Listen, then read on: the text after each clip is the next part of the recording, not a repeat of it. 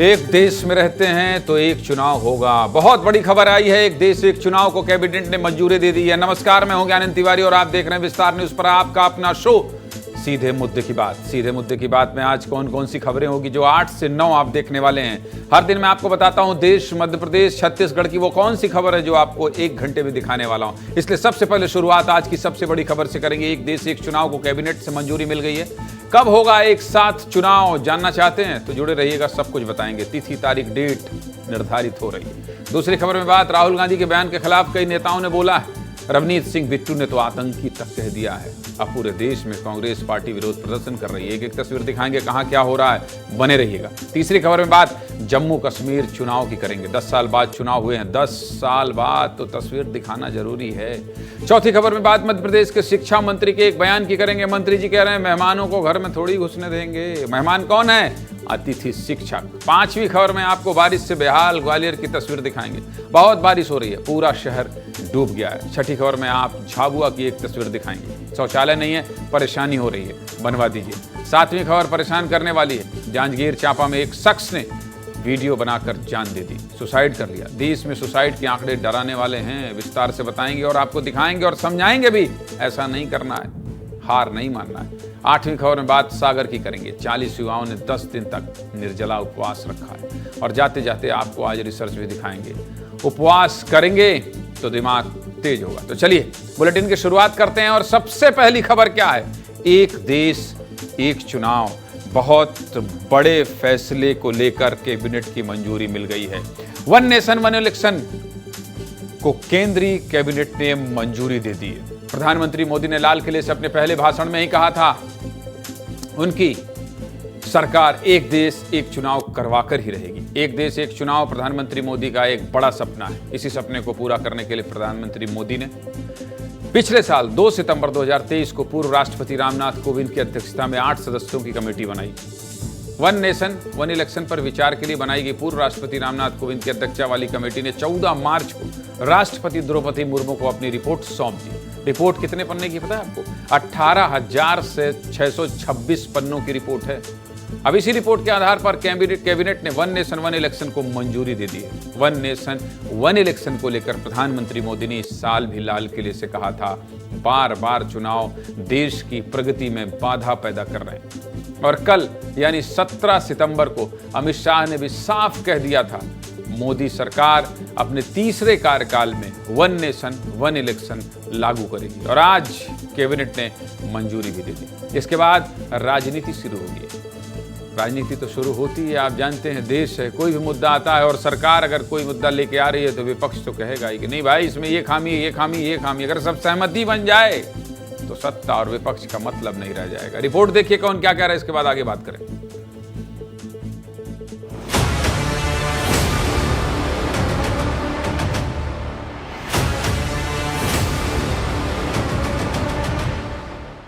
कि देश ने बार बार चुनाव इस देश की प्रगति में रुकावट बन रहे हैं, गतिरोध पैदा कर रहे हैं।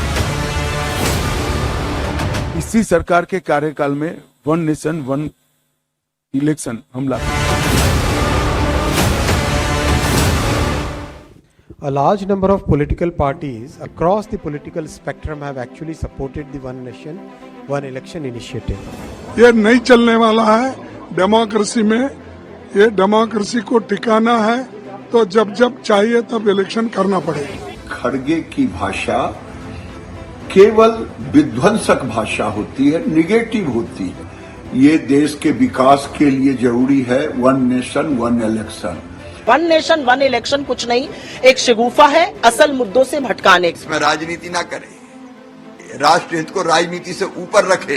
इतना बड़ा देश है, अलग अलग परिस्थितियां अलग अलग राज्यों में राष्ट्रीय स्तर पर अलग अलग होते हैं, तो वन नेशन वन इलेक्शन संभव नहीं है। माननीय प्रधानमंत्री जी ने वन नेशन वन इलेक्शन करके लोकतंत्र को मजबूत करने का काम किया है। मैं उम्मीद करता हूँ शीतकालीन सत्र में आने वाले प्रस्ताव को संसद से मंजूरी मिलेगी। इसके अंदर वन नेशन वन इलेक्शन के जो हमने कहा था उसको हम पूरा करने के लिए कैबिनेट ने निर्णय लिया है। कांग्रेस कह रही है समर्थन नहीं करेंगे। बीजेपी ने ऐतिहासिक कदम बताया है। अब आगे क्या होगा वो भी जान लीजिए। सब कुछ विस्तार से बता देता हूं। बिल शीतकालीन सत्र यानी नवंबर दिसंबर में संसद के दोनों सदनों में पेश किया जाएगा। इस बिल को पास होने के लिए संसद के 2/3 सदस्यों का समर्थन जरूरी है। लोकसभा में इस बिल को पास कराने के लिए कम से कम 362 सांसदों के समर्थन की जरूरत पड़ेगी और राज्यसभा के लिए 163 सदस्यों का समर्थन जरूरी होगा। 2/3 सदस्यों के समर्थन से संसद में बिल पास हो सकेगा। इसके बाद 15 राज्यों की विधानसभा से भी वन नेशन वन इलेक्शन वाले बिल को पास कराना होगा। इसके बाद राष्ट्रपति के हस्ताक्षर के बाद ही ये बिल कानून बन सकेगा। सब कुछ आप समझ गए विस्तार से? मतलब समझ रहे हैं? कैबिनेट से मंजूरी मिलने के बाद भी अभी इस बिल को राज्यों के विधानसभा से अनुमोदन जरूरी होगा। इसके बाद भी चुनौतियां बड़ी हैं, समय लग सकता है। केंद्रीय मंत्री अश्विनी वैष्णव भी इस पर बोला है। क्या कह रहे हैं सुन लीजिए। एक पूरे देश में एक कॉमन इलेक्शन की जो रोल है वो होना चाहिए, वोटर लिस्ट होनी चाहिए। तो वो वोटर लिस्ट राज्य सरकार के सहयोग के से ही बन पाएगी। सेंट्रल इलेक्शन कमीशन और स्टेट इलेक्शन कमीशन दोनों मिलके ही उसको कर पाएंगे ना। तो उसके लिए फिर डिटेल डिस्कशन चाहिए, उसके लिए राज्य सरकारों के साथ चर्चा चाहिए, दोनों कमीशंस के आपस में डिस्कशंस चाहिए। फिर फेजिंग आउट करनी है तो फेजिंग आउट किस तरह से होगी। फिर लॉ एंड ऑर्डर का जो पुलिस का डिप्लॉयमेंट फोर्स है वो देखना होगा, कितना ईवीएम्स चाहिएगा, कितना उसका कितना प्रोक्योरमेंट करना होगा। ये सारी चीज़ों में बहुत बड़ा डिस्कशन चाहिए। पूर्व राष्ट्रपति रामनाथ कोविंद की अगुवाई में बनी समिति ने 62 राजनीतिक पार्टियों से संपर्क किया था। इनमें से 32 ने एक देश एक चुनाव का समर्थन किया, जबकि 15 पार्टियों ने विरोध किया था और 15 पार्टियों ने कोई जवाब नहीं दिया था। देश की मुख्य विरोधी पार्टी कांग्रेस, समाजवादी पार्टी, आम आदमी पार्टी और सीपीएम समेत 15 पार्टियों ने इसका विरोध किया था। इसलिए बता रहा हूं इतने विस्तार से। सबसे बड़ी बात यह है कि बीजेपी की सहयोगी पार्टियों में सबसे बड़ी पार्टी टीडीपी अभी भी इस कानून के प्रति अपना मूड नहीं बना पाई। हालांकि जेडीयू और एलजेपी ने वन नेशन वन इलेक्शन को लेकर अपना समर्थन दिया है। भारत दुनिया का इकलौता ऐसा देश है जहां औसतन हर 5 महीने में किसी न किसी राज्य में विधानसभा चुनाव होते हैं। मतलब पूरा देश ऐसे ही चुनावी माहौल में व्यस्त रहता है। मतलब पूरा लोकतंत्र सिर्फ चुनाव कराने की मशीनरी बन गई है, ऐसा दिखाई देता है, ऐसा प्रतीत होता है। अगर वन नेशन वन इलेक्शन होता है तो देश को बहुत फायदे होंगे। क्या फायदे होंगे विस्तार से सब कुछ बता देते हैं। अक्सर सियासी दल चुनाव की तैयारी में ही व्यस्त रहते हैं। अगर एक साथ चुनाव हो जाए तो पार्टियां जनता के लिए काम कर सकेंगी। दूसरा फायदा होगा कि एक साथ चुनाव हो जाए तो जनता का समय भी बचेगा। एक साथ चुनाव होने से देश के संसाधनों और पैसे की बचत होगी। एक चुनाव में कितना खर्च होता है जानते हैं? चलिए सिर्फ लोकसभा चुनाव का खर्च ही बता देते हैं। साल 2014 में हुए लोकसभा चुनाव में 3,870 करोड़ रुपए खर्च हुए थे। कितने? 3,870। 1 करोड़ रुपए किसी को मिल जाए तो बम बम हो जाता है। यहाँ 3,870 करोड़ रुपए खर्च हुए थे, जबकि साल 2019 में 50,000 करोड़ रुपए खर्च हुए। और एक्सपर्ट की माने तो एक राज्य के चुनाव में करीब 2500 करोड़ तक खर्च हो जाते हैं। समझ रहे हैं? अगर ये पैसा देश के विकास में लगेगा तो हमारा भारत कितना आगे बढ़ेगा, कितना आगे बढ़ेगा। सोचिए। आप सब कुछ बता दिया, नेताओं को भी सुना दिया, लेकिन आप क्या सोचते हैं ये भी तो जानना जरूरी है। इसलिए विस्तार न्यूज ने जनता से भी बात की है। जनता क्या कह रही है वो भी सुनना जरूरी है। सुनाइए। एक बार चुनाव होगा तो देश की प्रगति होगी। अगर सरकार चाहे तो करवाने चाहे तो हो सकता है। हमारे को फायदा इस चीज से। जितने अलोल जलोल के फालतू खर्चे हैं सारे के सारे वे खत्म होंगे। सरकार के साथ साथ देश को ज़्यादा फायदा होगा, क्योंकि अरबों खरबों रुपए बचेंगे। ये जो फैसला है इसको अपने दिल से जो है ना वेलकम करता हूँ। और चुनाव बार बार नहीं होने चाहिए। बार बार के समय की बर्बादी होती है, पैसा की भी बर्बादी है। तो हम तो यही चाहेंगे कि हमारे देश में एक ही चुनाव हो जिसमें एक बार में सबका सब अपना काम हो। और अब जब वन नेशन वन इलेक्शन होगा तो उससे सरकार कोई भी फैसला लेना हो तो उसको वो बहुत आसानी से ले सकते हैं। पैसा बचेगा, समय बचेगा, जनता का फायदा होगा। एक मतदाता सूची बनेगी, वोटर आईडी एक रहेगा, समय बचेगा, सरकार को दूसरे कामों में करने के लिए समय अधिक मिलेगा। जनता की राय जरूरी थी वो भी सुना दिया, नेताओं को सुना दिया, कैसे बिल पास होगा वो भी बता दिया। अब अगली खबर की ओर जाना पड़ेगा और अगली खबर क्या है बताना पड़ेगा। राहुल गांधी के बयान पर जारी है हंगामा। विदेश में बोल के आते हैं तभी हंगामा होता है, देश में रहते हैं तो कुछ नहीं होता है। राजनीति चलते रहती है, बयान पलटवार चलते रहते हैं, लेकिन विदेश में जाने के बाद जो बयान देते हैं उसके बाद हंगामा बढ़ जाता है और वो हंगामा जारी है।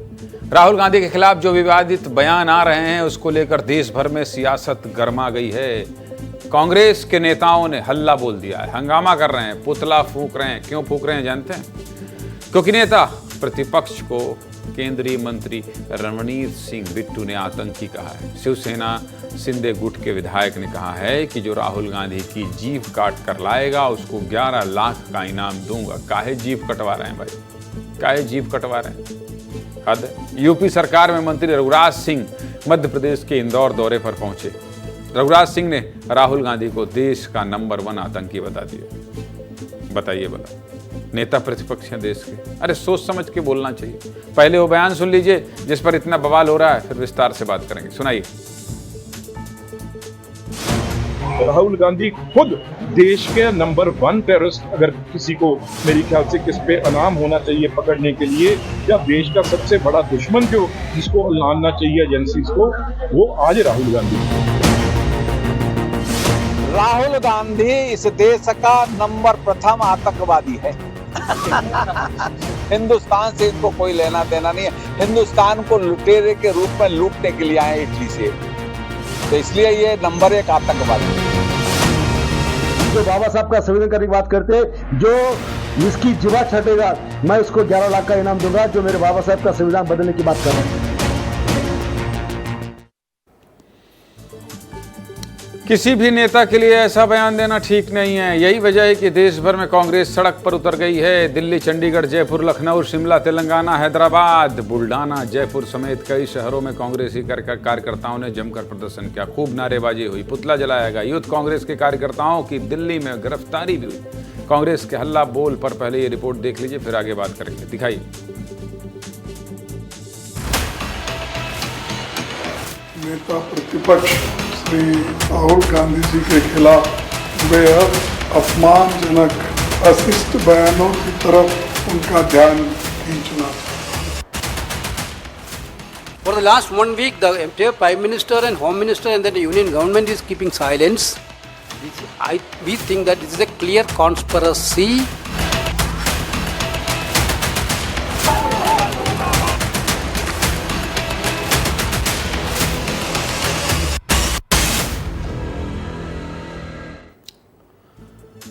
सिर्फ बवाल, आगजनी, नारेबाजी तक नहीं रहा भाई साहब, ये पूरा मामला थाने में पहुंच गया। कल भोपाल में कांग्रेस प्रदेश अध्यक्ष जीतू पटवारी ने राहुल गांधी के खिलाफ विवादित बयान देने वालों के खिलाफ FIR दर्ज करवाने TT नगर थाने पहुंचे थे और आज कांग्रेस नेताओं ने दिल्ली के तुगलक रोड थाने में भी शिकायत दर्ज करवाई है। कांग्रेस के नेताओं ने शिकायत की कॉपी चुनाव आयोग को भी भेजी है। राहुल गांधी पर दिए NDA नेताओं के बयान के खिलाफ अब पूरा इंडिया गठबंधन हमलावर है। नेता क्या कह रहे हैं ये भी सुनिए।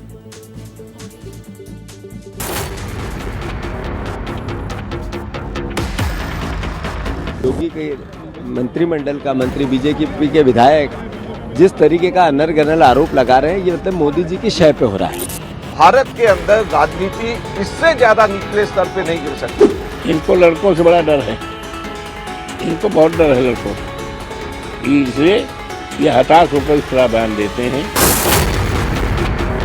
अगर भारतीय जनता पार्टी इस पे कोई कार्रवाई नहीं करती है, दिखाता है कहीं ना कहीं शायद भारतीय जनता पार्टी हो या ये गद्दार सेना के गद्दार MLA हो, वो ऐसे सोच को एंडोर्स कर रहे हैं। ये बयान आपकी पार्टी के लोगों को भी अच्छा नहीं लगेगा। आप जिनको खुश करने के लिए बोल रहे हैं ना, उनको मुसीबत में डाल रहे हैं। Terrorist can not be the members of parliament. शर्म आती है मुझे कहते हुए कि मोदी सरकार आपके मंत्रिमंडल में एक ऐसा घटिया और सतही बयान देने वाला आदमी मौजूद है।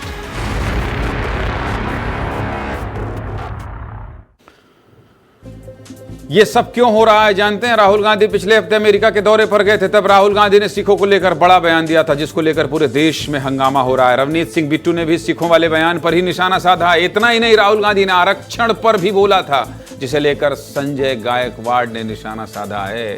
राहुल गांधी के वो बयान भी सुन लीजिए जिस पर एक हफ्ते बाद भी हंगामा थम नहीं रहा है। सुनाइए।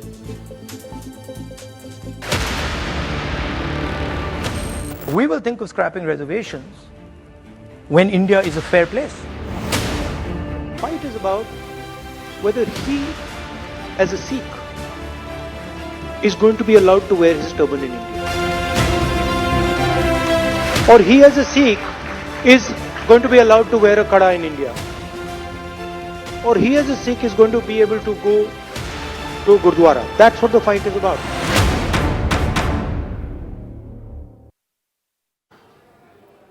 इल्हान उमर से मुलाकात हो या सिखों पर आरक्षण पर बयान हो, राहुल गांधी को लेकर खूब हंगामा हुआ। हंगामा यहां तक पहुंच गया कि रवनीत सिंह बिट्टू और रघुराज सिंह ने आतंकी तक कह दिया और अब इसी को लेकर हंगामा हो रहा है। जो विस्तार से बताना था वो बता दिया, अब दूसरी खबर दिखाना पड़ेगा। चलिए अगली खबर क्या है भाई। 10 साल बाद जम्मू कश्मीर ने वोट डाला है और ये उंगली याद रखिएगा, लोकतंत्र को मजबूत करने वाली उंगली है। और ये सारे लोग जो आपको दिखाई दे रहे हैं जम्मू कश्मीर के हैं। जम्मू कश्मीर में 10 साल बाद आज चुनाव हुआ है। 10 साल बाद जम्मू कश्मीर विधानसभा चुनाव में पहले फेज के लिए बुधवार शाम 6 बजे वोटिंग खत्म हो गई। आज 7 जिलों की 24 विधानसभा सीटों के लिए मतदान हुआ। जम्मू कश्मीर के पहले चरण में कई दिग्गजों के साख दांव पर लगे, जिनमें से सभी की किस्मत अब जनता ने ईवीएम में कैद कर दिया है। इस बार चुनाव में सबसे ज्यादा चर्चा इल्तिजा मुफ्ती की रही। कौन है ये इल्तिजा? पीडीपी प्रमुख महबूबा मुफ्ती की बेटी हैं और अपने परिवार की परंपरागत विधानसभा सीट बीजबेहरा से ही चुनाव लड़ रही हैं। इल्तिजा जब चुनाव में रैली कर रही थी तो उनका अंदाज पूरे देश में वायरल हुआ। हर कोई देख रहा है कि भाई ये लड़की कौन है, ये महिला कौन है। पूरे देश में वायरल हुआ। सोशल मीडिया पर इल्तिजा ट्रेंड कर रही थी। देखना चाहते हैं क्यों ट्रेंड कर रही थी? समझना चाहते हैं जम्मू कश्मीर चुनाव में सबसे ज्यादा इस लड़की, इस महिला का नाम का जिक्र क्यों हो रहा है? सब कुछ समझना चाहते हैं? रिपोर्ट देखिए, सब समझ जाएंगे। दिखाइए रिपोर्ट।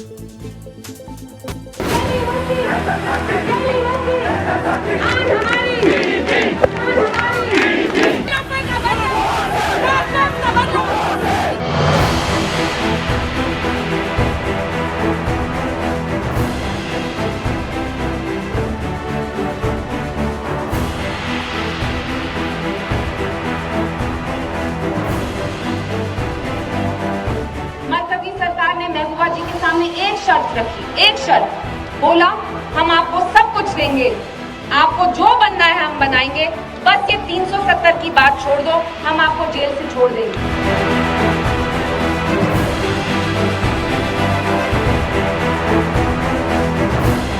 महबूबा जी ने इन्हें कहा, महीने, साल, सदियां आप मुझे जेल में रखो, लेकिन 370 हमारी इज्जत का सवाल है, ये हमारा हक है।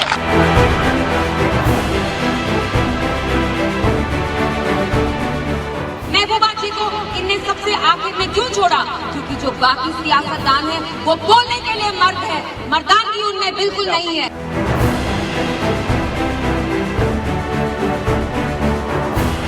मुझे लगता है एएनआई चाहती है मैं हाँ वो पाकिस्तान करके आपको मुफ्त की टीआरपी दूं, वो तो मैं करने नहीं वाली हूँ। तो आप मैनिफेस्टो पढ़िए।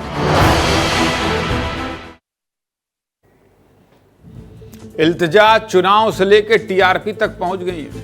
बीजबेहरा सीट पारंपरिक तौर पर मुफ्ती परिवार के खाते में रही है। कुल 9 बार हुए विधानसभा चुनाव में 6 बार यह सीट मौजूदा मुफ्ती और उनके पिता मुफ्ती मोहम्मद सईद के पास रही है। सिर्फ 3 बार नेशनल कॉन्फ्रेंस ने इस सीट पर कब्जा जमाया। इस बार चुनाव कितना खास है, ज्यादा जानकारी के लिए कहां चलना पड़ेगा?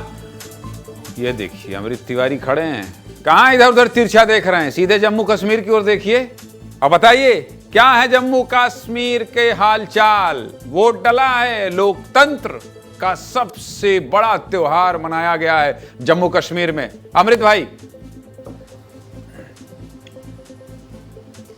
ज्ञानेंद्र जी, जम्मू कश्मीर में उसको लेकर के अगर कोई सवाल पूछता है कि 10 साल में क्या हुआ, उसका रिजल्ट आज आया है। पहले फेज में 10 साल में ये परिवर्तन हुआ है कि जो साउथ कश्मीर आतंकवाद की चपेट में रहता था, जिस साउथ कश्मीर से बुरहान वानी जैसे आतंकवादी पोस्टर बॉय निकलते थे, वहाँ पे जबकि चुनाव पहले 10 से 12%, कभी 20% से ज़्यादा होते नहीं थे, वहाँ पे मतदान 50% से ऊपर चले गए हैं। पुलवामा जहाँ पे जो मतदान प्रतिशत बहुत ही कम होता था, वो 40% पार कर गया है। वैसे अगर देखेंगे अनंतनाग जो कि बहुत ज़्यादा आतंकवाद प्रभावित रहता था, वहाँ भी परसेंटेज ऑफ वोटिंग कम होती थी, वो 50% पार कर गया है। किश्तवाड़ में देखेंगे जो कि जम्मू डिवीजन में आता है, लेकिन यह भी आतंकवाद प्रभावित रहा है। अभी 2018 में यहाँ पे परिहार बंधुओं को उनका गला काट दिया गया था, आरएसएस से जुड़े हुए थे। उन्हीं आरएसएस परिहार बंधु की एक बेटी है शगुन परिहार, वो यहाँ से चुनाव लड़ रही, वहाँ उस सीट पे 78% से ज्यादा मतदान हुआ है। यानी कि जम्मू कश्मीर में देखेंगे तो गणतंत्र 10 साल में हार रहा है,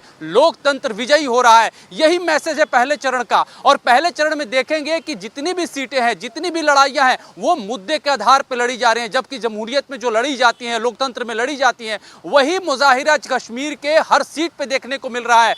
आपको बता दें कि ट्राल जहां पे जैसे कि कहा कि पोस्टर बॉय बनाया गया था बुरहान वानी को, खौफ का मंजर बताया गया था, उस बुरहान वानी के सीट पे भी बहुत भारी संख्या में लोगों का टर्नआउट होता है। महिलाएं वहां भारी संख्या में जाकर के वोट करती हैं। पूरे जो मैं बात कर रहा था जम्मू कश्मीर में अपने लोगों से, वो यही बात सामने आ रही थी कि लोग जो है, पुरुष तो जाहिर है, महिलाएं भी भारी संख्या में मतदान करने के लिए निकल रही हैं। और वही रिजल्ट हमें दिखाई भी दे रहा है कि इतनी भारी संख्या में वोटरों का टर्नआउट हुआ है। सबसे बड़ी बात कि जो हाई प्रोफाइल सीटें थी जिसमें इल्तिजा मुफ्ती का आप जिक्र कर रहे थे, उनके अलावा जो और भी लोग हो, जो जमीनी स्तर से आए हुए लोग हैं, चाहे बशीर अहमद शाह जो कि इल्तिजा के खिलाफ चुनाव लड़ रहे हैं, उन्होंने भी कड़ी टक्कर देते हुए वहां दिखाई दे रहे हैं। यूसुफ तारेगामी जो 26 साल से वहां पे एक विधायक हैं, सीपीआईएम के एकमात्र नेता हैं, उनके खिलाफ भी अगर देखेंगे तो नजीर शाह जो है वो उनको टक्कर देते हुए नजर आ रहे हैं।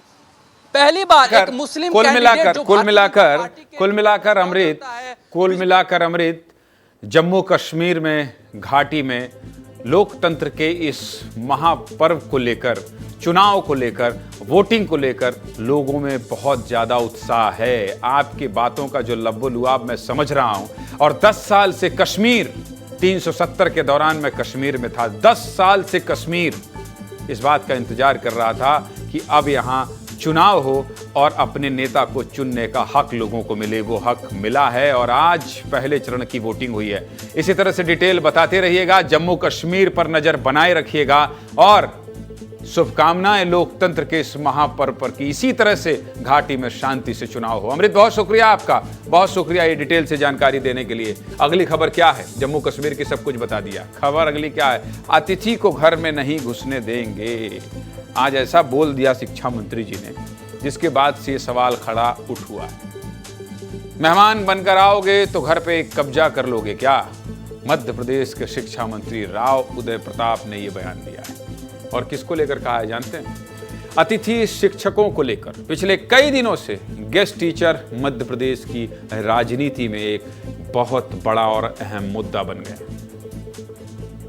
लंबे समय से अतिथि शिक्षक प्रदर्शन कर रहे हैं। धूप, बारिश या किसी भी मौसम की परवाह किए बिना अतिथि शिक्षक कई बार सड़क पर उतर चुके हैं।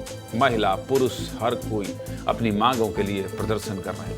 महिलाएं छोटे छोटे बच्चों को गोद में लेकर प्रदर्शन करने उतर चुकी हैं। हाथ में तिरंगा लेकर अतिथि शिक्षकों ने राजधानी भोपाल की सड़कों पर यात्रा निकाली थी, याद है आपको?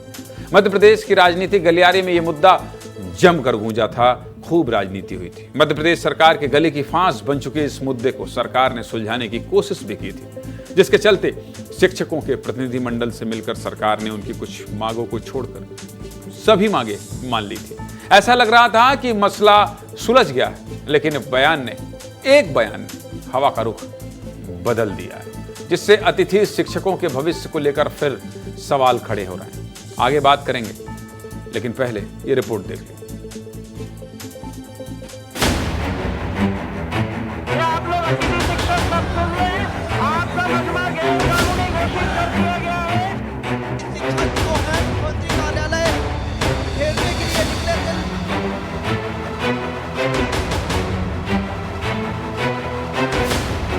शिक्षक नियुक्ति का नाम क्या है? बात ही ठीक है। आप हमारे मेहमान बन के आओगे तो घर पे कब्जा करोगे क्या? अतिथि शिक्षकों को भी आप कब्जेधारी बोलते हो, यानी उनका अपमान करते हो।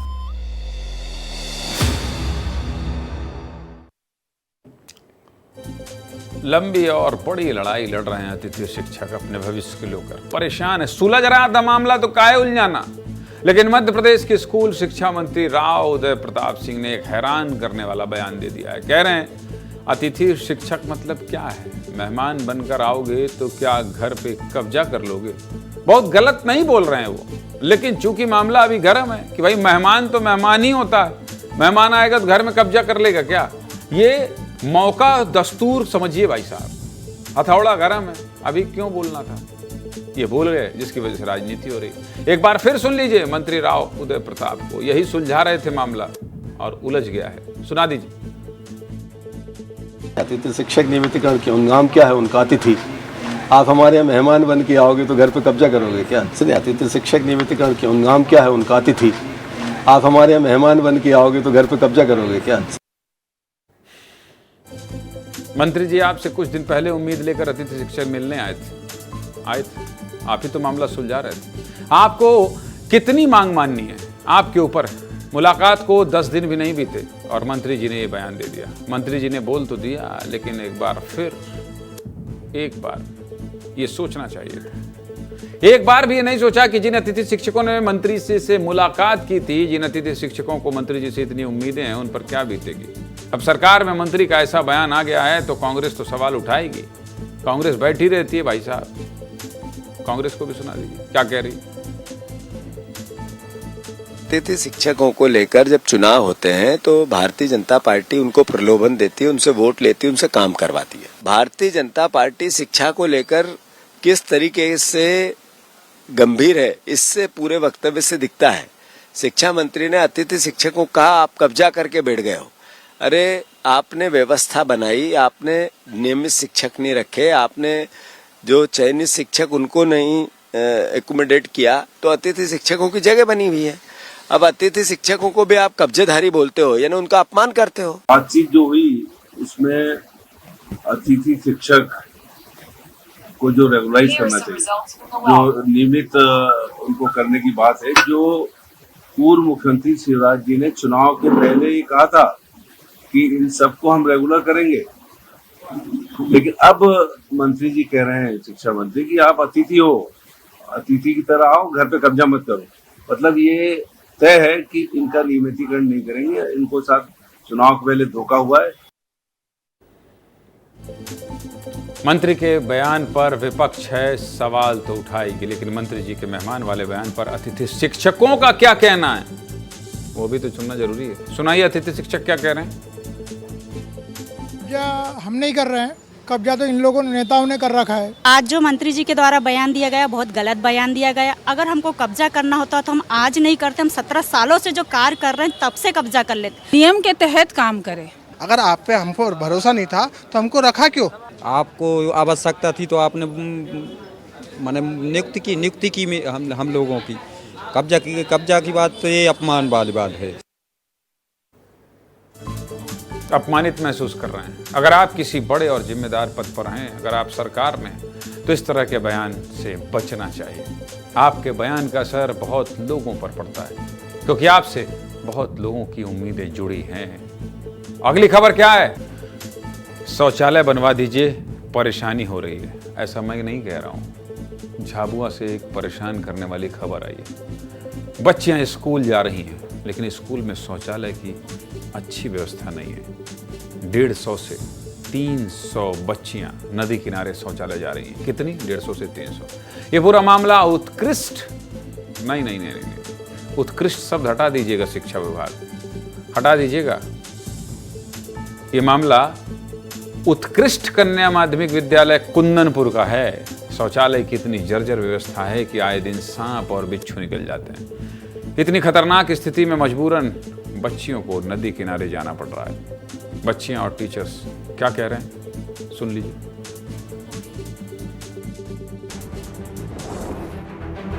आप लोगों को अगर सोच के लिए जाना पड़ता है तो आप लोग कहाँ जाते हो? बाथरूम कैसी है? अभी गंदी है कि अच्छी है? उसमें पानी की व्यवस्था है या नहीं है? यहाँ पर सारी लड़कियाँ हैं, टोटल 250-300 बच्चियाँ हैं। कभी कभी हॉस्टल में चले जाते हैं। फिलहाल में जो छात्रावास में पढ़ती लड़कियां उनके लिए रोक टोक नहीं है, जो नहीं पढ़ती वो कभी जैसे पीछे तालाब में चले जाते हैं। खुले में जा रहे सर। उसकी दशा पैसा पानी सोच के लिए बहुत तकलीफ है। ये बाथरूम बना हुआ है, यहाँ ना तो कहीं सीपर की व्यवस्था है हम सफाई करा सके, कोई उसकी न मरम्मत के लिए कोई फंड आता है। स्कूलों में छात्राओं के लिए शौचालय ना होना बहुत बड़ी समस्या है। अब एक आंकड़ा बता देते हैं। वर्ल्ड हेल्थ ऑर्गेनाइजेशन और यूनिसेफ की संयुक्त रिपोर्ट है। रिपोर्ट में कहा गया है कि दुनिया भर में 200 मिलियन से ज़्यादा बच्चे ऐसे हैं जिनके स्कूल में शौचालय ही नहीं है। वहीं 400 मिलियन ऐसे बच्चे हैं जो शौचालय की लचर व्यवस्था से प्रभावित हैं। इनमें वो सभी लोग शामिल हैं जिनके स्कूल में या तो शौचालय नहीं है या फिर जेंडर शेयरिंग और जर्जर शौचालय की व्यवस्था जैसी समस्या का सामना कर रहे हैं। समझ रहे हैं आप? भारत के एक रिपोर्ट की बात करें तो 78,854 ऐसे स्कूल हैं जहां लड़कियों के लिए शौचालय की व्यवस्था नहीं थी। वहीं 23% ऐसी बच्चियों के आंकड़े बताए गए हैं जो शौचालय जैसी मूलभूत सुविधा न होने के कारण हर साल स्कूल छोड़ देती हैं, जाती नहीं, पढ़ाई बंद कर देती हैं। बच्चियां पढ़ें, खूब पढ़ें, आगे बढ़ें और टॉयलेट ना होने से स्कूल ना छोड़ना पड़े, इसलिए खबर दिखाना जरूरी थी। झाबुआ के कुंदनपुर में जिम्मेदार एक बार इस स्कूल में जरूर जाएं और बच्चियों के लिए एक अच्छे टॉयलेट की व्यवस्था कर दें। केवल समस्या दिखानी थी। समझ गए आप? जाइएगा जरूर, नहीं तो कल मेरा सहयोगी पहुंचेगा, जिले के कलेक्टर से पूछेगा क्या है भाई साहब। चलिए आगे बढ़ते हैं और अगली खबर दिखा देते हैं। खुदकुशी करने से पहले वीडियो बनाया है। बताइए, इसने अपनी जान दे दी और वीडियो बना कर दी। और क्यों पता है आपको? हर घर की कहानी। पत्नी से अनबन हुई तो पति ने जान दे दी। अरे भाई, पत्नी से लड़ाई झगड़ा सबका होता है भाई। जो शादीशुदा है उनसे झगड़ा होता ही है, मेरा भी झगड़ा होता है। इसका मतलब ये थोड़ी है कि मैं वीडियो बनाऊं और जान दे दूं। ऐसा नहीं हो सकता। प्यार इंसान से कुछ भी करवा सकता है। बेइंतहा प्यार जान तक ले लेता है। ऐसा ही मामला जांजगीर चांपा जिले से सामने आया है, जहां एक युवक ने पत्नी के प्यार में कीटनाशक दवा पीकर आत्महत्या कर ली। युवक का नाम मुकेश कुमार धीवर था और वह किरीत गांव का रहने वाला था।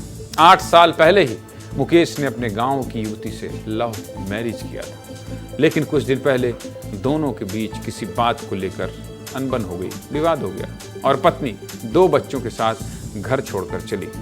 आगे बात करेंगे, सब कुछ बताएंगे विस्तार से, लेकिन पहले रिपोर्ट देख लीजिए। माफ कर दी।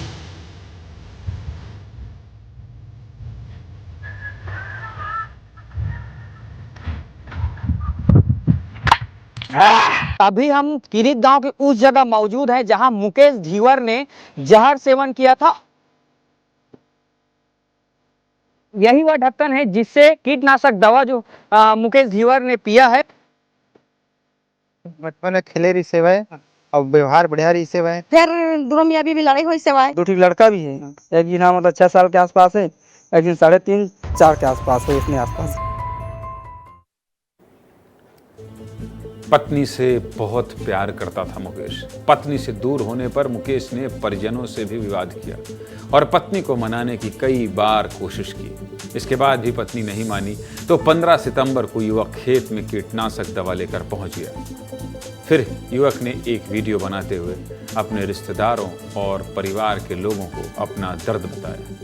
मुकेश का वीडियो दिखा दीजिए भाई, दिखाइए। चारा तो छोड़े नहीं, मोर करा कह दे।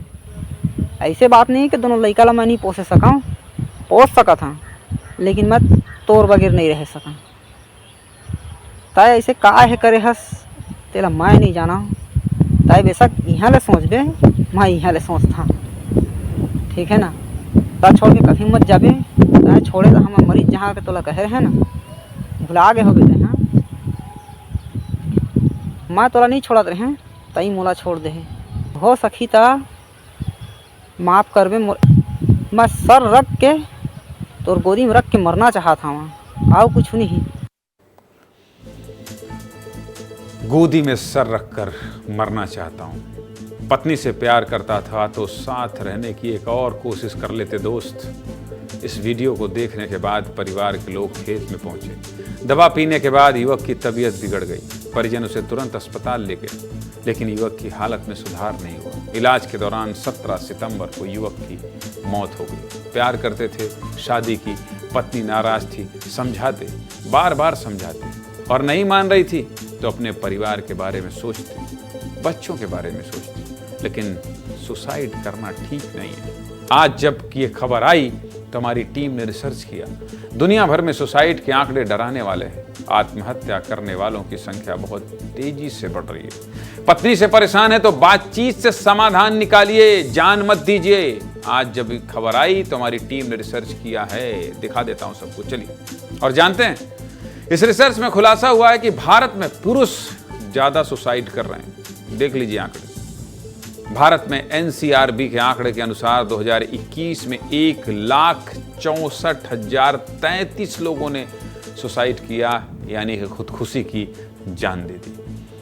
इसमें से 73% पुरुष हैं और 27% महिलाएं हैं। आंकड़ा इसलिए बता रहा हूं क्योंकि देख लीजिए 73% पुरुष का आंकड़ा है। 2022 में आत्महत्या करने वालों की संख्या बढ़ गई। 2022 में 1,70,000 लोगों ने सुसाइड किया, जबकि 2018 में सुसाइड के मामले 1,34,000 के करीब थे। और सोचिए 2022 में ये 1,70,000 के भी पार पहुंच गए। कितनी तेजी से बढ़ रहा है सुसाइड का मामला। सुसाइड की सबसे बड़ी वजह जानते हैं क्या है? घरेलू विवाद, घरेलू हिंसा। घरेलू विवाद के चलते साल 2022 में 54,127 लोगों ने जान दे दी। तीसरी सबसे बड़ी वजह क्या है जानते हैं? शादी में समस्या और लव अफेयर। इसके चलते साल 2022 में 15,793 लोगों ने आत्महत्या की। 15,793 लोगों। आपको छत्तीसगढ़ और मध्य प्रदेश की खबर रोज बताता हूं। जानते हैं, सबसे ज्यादा सुसाइड करने वालों में मध्य प्रदेश तीसरे नंबर पर है। मध्य प्रदेश तीसरे नंबर पर है। साल 2022 में मध्य प्रदेश में 15,000 से ज्यादा लोगों ने सुसाइड किया है। कितने? 15,000 से ज्यादा लोगों ने। कब? 2022 में। कहां? मध्य प्रदेश में। जबकि छत्तीसगढ़ में 8,400 से ज्यादा लोगों ने सुसाइड किया। बहुत बड़ा आंकड़ा है, बहुत बड़ा आंकड़ा। जीवन में उतार चढ़ाव आता रहता है भाई, जीवन में उतार चढ़ाव आता ही रहता है। कभी आप नाराज, कभी पत्नी नाराज, कभी बच्चे नाराज, लेकिन इसका मतलब ये नहीं है कि मौत को गले लगा लीजिए, जान मत दीजिए। आपके पीछे आपका पूरा परिवार परेशान हो जाता है। बताइए, वीडियो बनाकर जान दे दी, क्या गुजरा होगा परिवार पर? जो देखेगा वो कहेगा कि बताइए, बात कर लेते। अब वो पत्नी जो घर छोड़कर चली गई थी, वो भी जीवन भर अपने आप को माफ नहीं कर पाएगी। उसको भी प्रयास करना चाहिए था। ऐसा नहीं करना है, ऐसा नहीं करना है। आपकी जान इतनी सस्ती नहीं है, मत करिए। चलिए अगली खबर दिखा देता हूं। और अगली खबर क्या है? अगली खबर क्या है? 40 युवाओं ने 10 दिन तक निर्जला उपवास रखा है। ये खबर क्या है और कहां की है, चलिए आपको बता देता हूं। लेकिन इस खबर से पहले आपको ये बता दूं कि ये खबर बहुत महत्वपूर्ण है। देखते जाइए। मध्य प्रदेश के सागर में बहुत बड़ा शिविर संपन्न हुआ है। आध्यात्मिक खबर है। तपस्या और संकल्प की शक्ति बताने के लिए आज आपको यह खबर बता रहा हूं। देखते जाइए। मध्य प्रदेश के सागर में भाग्योदय तीर्थ में निर्यापक मुनि सुधा सागर जी के सानिध्य में 10 दिनों तक अंतर्राष्ट्रीय श्रावक संस्कार शिविर चला। इस शिविर में देश विदेश से आए लोगों ने हिस्सा लिया। शिविर में अलग अलग स्थानों से आए करीब 5,000 युवाओं ने हिस्सा लिया। तपस्या में शामिल होने वाले युवाओं ने मोबाइल से दूरी बनाकर धर्म का ध्यान लगाया। अच्छी खबर है। शिविर 20 साल की आयु से 50 साल की उम्र तक के लोग शामिल हुए शिविर में। इस शिविर की सबसे कठिन तपस्या निर्जला उपवास है। और निर्जला उपवास भी एक दिन के लिए नहीं, लगातार 10 दिन के लिए। निर्जला उपवास तब को भी देश विदेश से आए 40 युवाओं ने किया। निर्जला उपवास तपस्या करने के लिए युवा 10 दिनों तक कुछ भी खाते पीते नहीं, लगातार 10 दिनों तक 40 युवाओं ने पानी की एक बूंद तक ग्रहण नहीं किया। लगातार पानी न पीने से व्रत करने वालों की आंतें सिकुड़ने लगती हैं, जिसके लिए पेट पर गीली पट्टी रखते हैं ताकि पेट को आराम मिले। व्रत करने वाले युवा बताते हैं कि 10 दिन का व्रत खोलने के बाद गर्म पानी और मुनक्का जैसी चीजें खाकर आंतों की सिकुड़न को दूर करते हैं। बहुत कठिन तपस्या है। संस्कार शिविर के समापन के मौके पर हमारे सहयोगी भी भाग्योदय तीर्थ पहुंचे और व्रत करने वाले युवाओं से बात की। व्रत करने वालों में अमेरिका की फार्मा कंपनी में HR अधिकारी के रूप में काम कर रहे नमन जैन भी शामिल थे। नमन का कहना है कि वो इस शिविर में शामिल होने के लिए अमेरिका से आए हैं। ऐसे ही तमाम युवा शिविर में शामिल हुए थे, जिनका कहना था कि 10 दिन के उपवास के बाद 365 दिन के बराबर ऊर्जा मिलती है। सुनिए व्रत करने वाले युवाओं का क्या कहना। विदेश में नौकरी करता हूँ। कहाँ पे? मैं US में हूँ। US में मैं एज HR हूँ, फार्मास्यूटिकल रिक्रूटमेंट में हूँ। 2 साल हो गए शिविर में आते आते जी। और मैं महाराष्ट्र से लगभग 2023 से जुड़ा हूँ। यहाँ की जो साधना देखी हमने कभी जीवन में कभी एक व्रत भी नहीं किया, और यहाँ पे आके एकदम से हमारी भावना हुई कि 10 उपवास किए, और पहले दिन यूँ लगा था कि उपवास हम कर भी लेंगे या नहीं करेंगे। समस्या तो कुछ भी नहीं हुई। मैं भी ये सोच रहा हूँ कि 10 दिन मैंने बिना अन्न ग्रहण करे निकाले कैसे, एक चमत्कार ही है यहाँ। अच्छी खबर थी, थोड़ी अलग खबर थी। युवाओं के तप और तपस्या की खबर थी, धार्मिक खबर थी। दिखाना जरूरी था। लोग प्रेरित होते हैं, धर्म के प्रति जागरूक भी होते हैं और ऐसी खबरों से सीख भी लेते हैं। अगली खबर क्या है? सनातन पर विवाद। क्या विवाद हो गया है और क्या वार पलटवार हुआ है? एक मुख्यमंत्री हैं, एक पूर्व मुख्यमंत्री हैं। खबर कहां की है? छत्तीसगढ़ की। सनातन धर्म को लेकर एक बार फिर राजनीति शुरू हो गई है। भूपेश बघेल ऐसा बोल गए कि खूब विवाद हो रहा है। भूपेश बघेल ने कहा है, एक लोटा जल चढ़ा दो और जीवन में कुछ काम मत करो। सुन लीजिए पहले बयान को, जिस पर हंगामा हो रहा है, फिर खबर बताएंगे। सुनाइए। एक लोटा जल, अब लड़का मन पढ़वे नहीं करी, अब पानी की कुआ गई, पास हो गई,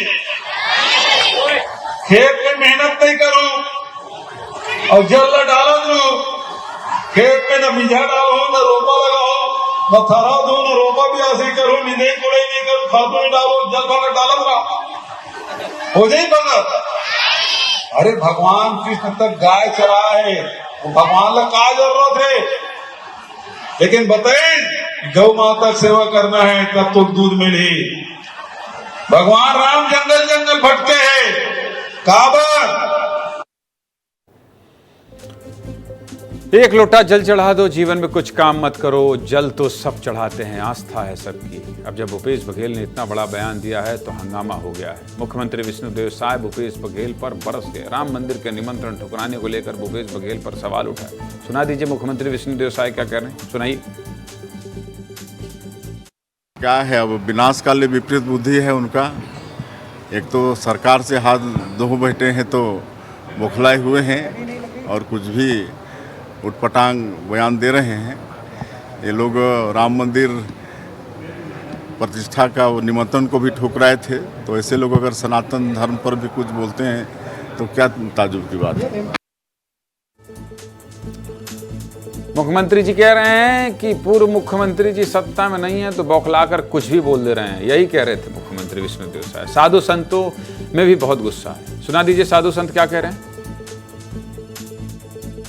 एक लोटा जल न चढ़ाने से क्या होता है, उनसे बड़ा कोई प्रमाण नहीं हो सकता। अचानक उनके पैर के नीचे से जमीन सरक गई, वो बैठे हुए थे, कुर्सी के पाए टूट गए, उनको पता ही नहीं चला।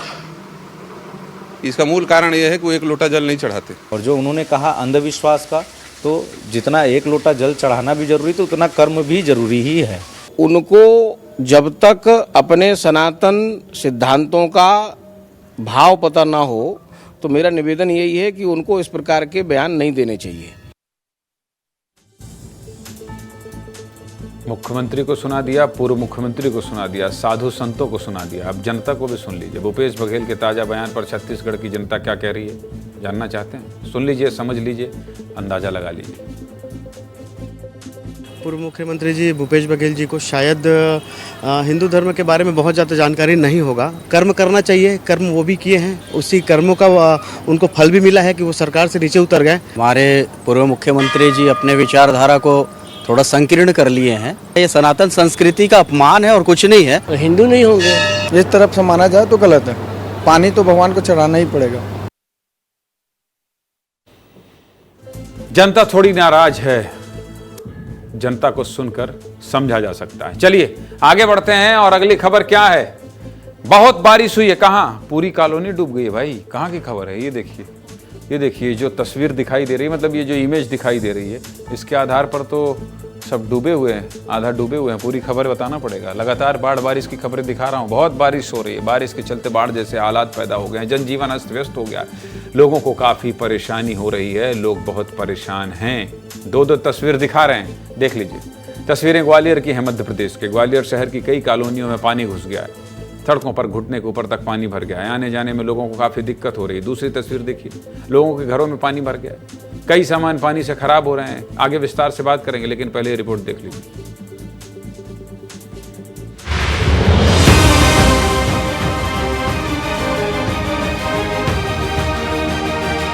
और बारिश इतनी है कि हर जगह सिर्फ पानी ही पानी नजर आ रहा है। घर तक पूरी तरह अंदर तक पानी है। कमरा लगभग इस पे 5 से 7 फीट पानी है। सभी सामान बेकार हो गया, खाने बनाने का भी सारा सामान बेकार हो गया। पानी के साथ जो कीचड़ आ रहा है वो भी इसमें अंदर मकान तक घुस चुका है। खाना नहीं बना सवेरे से निकालते जाने पर बोल निकल नहीं रहा, उल्टा चैम्बर में से आ रहा है। ये सब कुछ पानी बहा कर ले गया है। बहुत बुरी हालत है, आम लोगों को बहुत परेशानी हो रही है। ग्वालियर चंबल अंचल में पिछले 24 घंटों से लगातार बारिश हो रही थी, जिसके बाद यहां बाढ़ जैसे हालात पैदा हुए। ये तस्वीरें ग्वालियर शहर के कृष्णनगर कॉलोनी की हैं। हालात ऐसे हो चुके हैं कि यहां पर सिर्फ पानी ही पानी दिखाई दे रहा है। इस कॉलोनी के लगभग सभी मकानों में पानी भर गया है, जिसके चलते घरों के अंदर रखे फ्रिज, टीवी, कूलर पानी से खराब हो रहे हैं। फर्नीचर, बेड, अलमारी में पानी घुस गया है। देख लीजिए, हमारे संवाददाता अनिल गौर सब कुछ बारीकी से दिखा रहे हैं, दिखाइए। ये देखिए, ये कमरा है, बेडरूम है ये पूरा। ये देखिए तस्वीर, कितनी दर्दनाक ये तस्वीर है। पूरी तरह से जलमग्न हो चुका है, पूरी तरह से इन कमरों में पानी घुस चुका है। ये देखिए तस्वीर आप, यहाँ पर बाकायदा, यहाँ पर देखिए जो बेडरूम है, यहाँ पर बेड रखा हुआ है और इसके अलावा जो कूलर है पूरी तरह से बर्बाद हो चुका है। ये देखिए आप कि हालात क्या है। ये है पूरा कमरा जहां पर ये बेडरूम है। इसके अलावा ये आप देख सकते हैं कि बर्तन रखे हुए हैं, बर्तन पूरी तरह से। इसके अलावा अलमारी, जरूरी सामान जो रखा जाता है अलमारी, वो पूरी तरह से डूब चुकी है। देखिए राशन पानी का जो सामान है वो कहीं ना कहीं बचाव के लिए इन बेडों पर रख दिया है। जिसके घर में पानी भर जाए, सोने को जगह ना मिले, सोचिए वो कितना परेशान होगा। मेरा मकसद, विस्तार न्यूज़ का मकसद यही होता है कि इनकी समस्याओं को दिखा दूं ताकि प्रशासन कुछ राहत पहुंचा दे। चलिए, 8:49 हो गया है, बहुत कम समय बचा है और समय इतना ही बचा है कि मैं आपको एक्स के बारे में बता दूं, फेसबुक के बारे में बता दूं, यूट्यूब के बारे में बता दूं और इंस्टा के बारे में बता दूं। और ये बताने का मकसद केवल यही है कि आप इस प्लेटफॉर्म में जाइए, विस्तार न्यूज़ की खबरों को देखिए। और अगर आपको लगता है कि आपकी खबर विस्तार न्यूज़ में दिखाई देना चाहिए तो नंबर देख लीजिए, 8282824982। इस नंबर पर अपनी समस्याओं को भेज दीजिए। जो समस्याएं आ रही हैं, अब आप यहां भेज के व्हाट्सएप ये मत कहिए कि नौकरी दे दीजिए। नौकरी नहीं मांगना है, फोन भी नहीं करना है, समस्याओं के बारे में बताना है, ठीक है? तो समस्याओं को भेजिए, दिखाएंगे। फिलहाल मुझे इजाजत दीजिए।